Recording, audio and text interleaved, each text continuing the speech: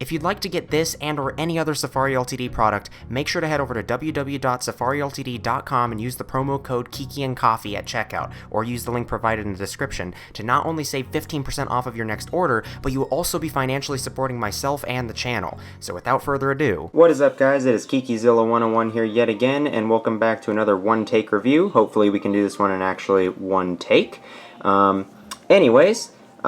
Today we're going to be reviewing the Safari Ltd 2020 Shringasaurus. This one was definitely my second most hyped and anticipated figure of the year. I was really looking forward to this one, really liked the promo pictures, really was excited about the genus and having another non-dinosaurian Archosaur in the collection. But have to say I was super disappointed with this one when I got it in hand. It really did not live up to what I was expecting, but I am happy to say that I have recovered from that initial disappointment pretty well. I feel much better about it now, but I was really disappointed with it at first. Nonetheless, one of the biggest things that stood out to me pretty quickly was the colors and the detail. For one, I don't mind the goldish color with this lighter banana yellow on the belly. I think that's fine. I think it's mostly the brown. Just the way it's applied and the way it mixes in with the rest of the colors just doesn't look natural or good to me. The legs just don't look right. And then the spots just look really random and sporadic, and they're just really oddly bold, and I just don't think they look nice. And then the stripes just don't look as good as I would hope they'd be. So that's just really disappointing to me. Next, I noticed that the detail, while it looks better on camera, in hand you notice there's a lot more smudging, and a lot of the detail doesn't actually come out quite as well as I'd hope it would. In particular around this shoulder area, it looks just really smooth in person. But there is detail there. It's not a major complaint, but it's not as crisp as I'd like it to be.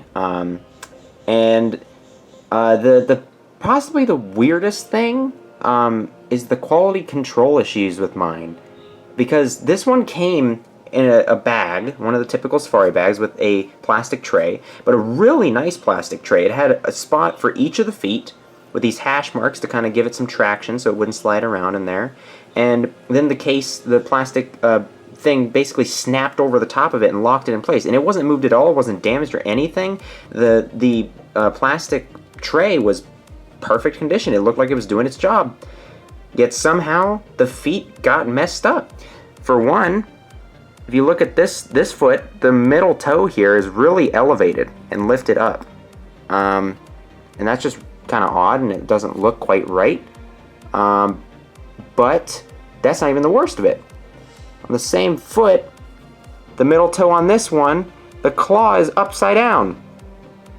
The claw is literally upside down. I mean, it's probably actually bent, but effectively, this is an upside down claw. Like, what the heck? I was totally shocked. I had never seen anything like it before, and here it is. And I think that my friend Spino Dude actually has a similar thing going on with his concavenator, if I remember the figure that it happened to him correctly. But it's not unique. Apparently this is an issue that's happening to other people with their figures from 2020, which is weird.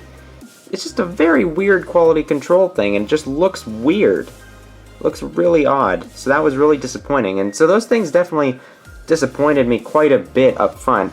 But I'm glad that I've kind of come to accept them, and I think it's because I was so excited about it, and the fact that it had so many issues and the quality control issues were really weird and shocking. It really just hit me hard, and I wasn't really happy with it at first.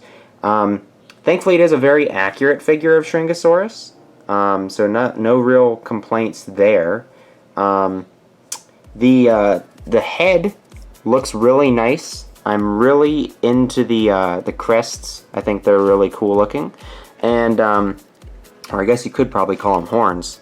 And the mouth, while I was probably the most okay with the straight mouth on this one, compared to any of the other terrestrial animals of the line, it definitely still is very distracting, and that weird V cheek thing that happens in the whole 2020 line is just very odd.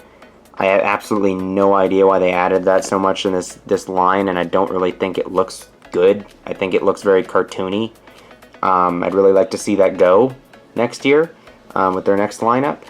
But yeah, they're just these very cartoony mouths, and they're all just closed and very consistently meh mouths. But yeah, it's other than that, I mean, I think this is a really nice figure.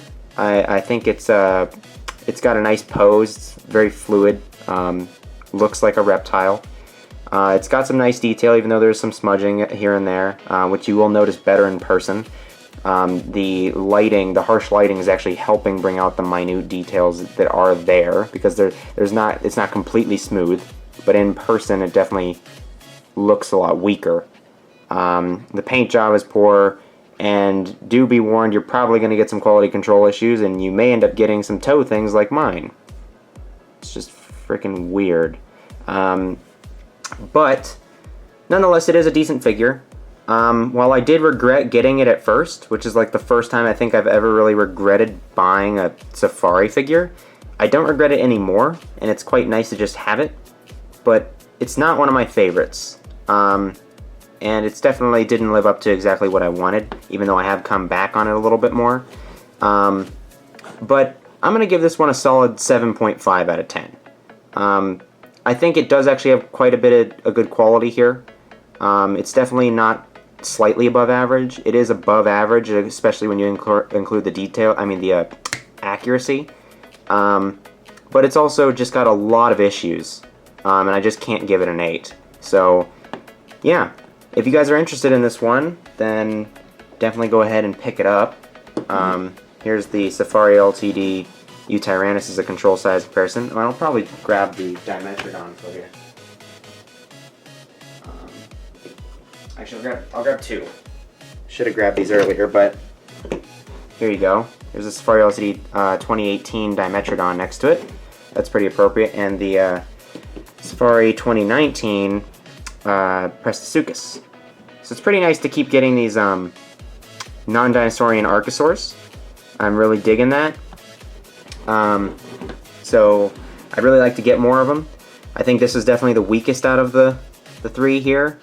But it does actually hold up, at least on its own. So, yeah, if you guys are interested in this one, and you guys were as hyped as I was for it, just do be warned, not as good as it looked like it was, but it's still a nice figure to be had here. Just be aware that you may get some pretty poor quality control issues, and it's not going to be quite as good as you thought in person. But other than that, I think it would be worth a buy. It's not that expensive, so it's not that much of a gamble. So yeah, thank you guys so much for watching. I'll catch you guys in the next one.